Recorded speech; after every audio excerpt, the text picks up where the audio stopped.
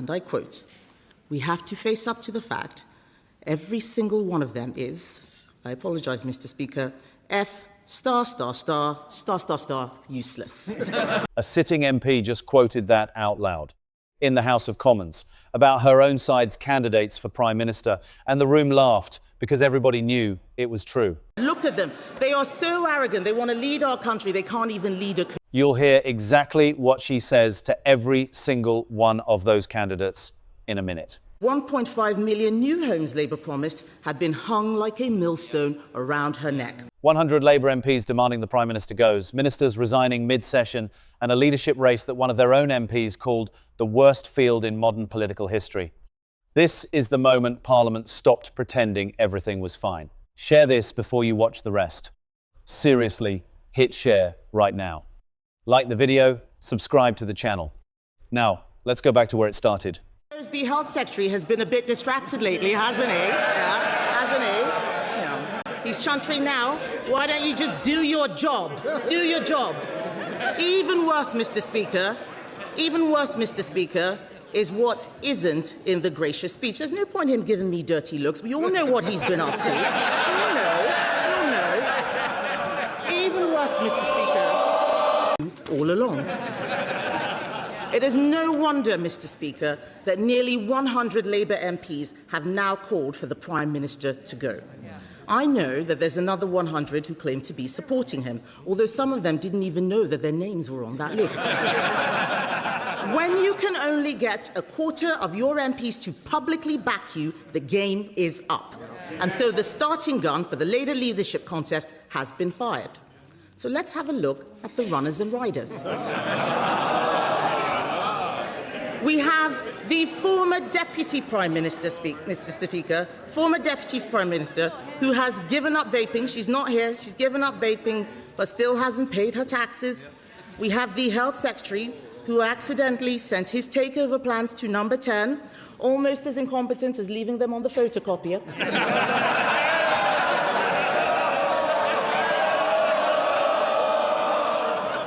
And we have, Mr. Speaker, the Mayor of Manchester. The Mayor of Manchester, Mr. Speaker, a self-proclaimed winner who has twice failed to win the Labour leadership, including against the member for Islington North.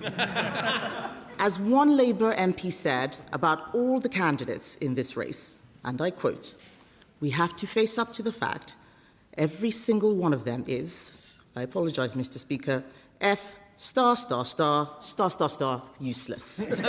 The Health Secretary has been a bit distracted lately, hasn't he? Yeah, hasn't he? Yeah. He's chuntering now. Why don't you just do your job? Do your job.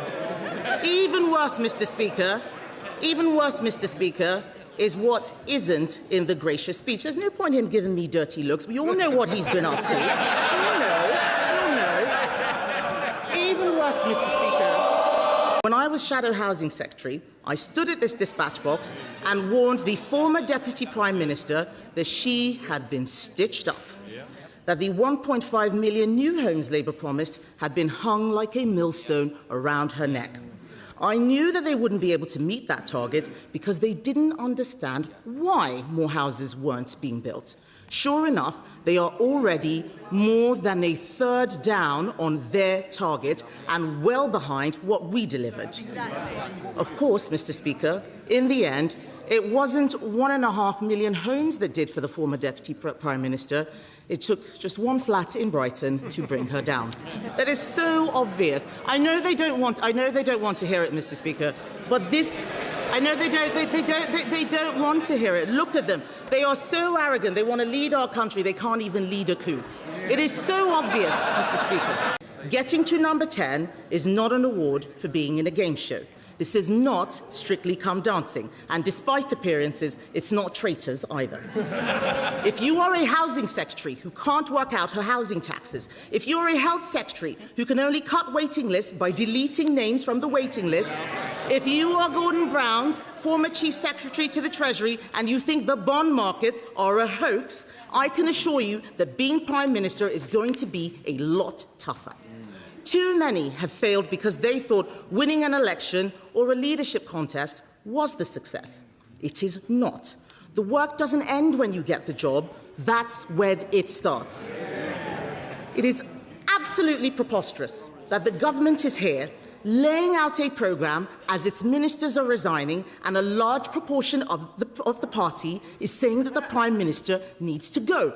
The whole thing is totally illogical. Either Labour MPs agree with this agenda, in which case, why are they trying to get rid of the Prime Minister? Or they don't agree with this agenda, in which case, what on earth are we all doing here? The mainstream media covered the gracious speech. Nobody covered this. If you think the public deserves to hear what's actually being said in that chamber, share this video right now.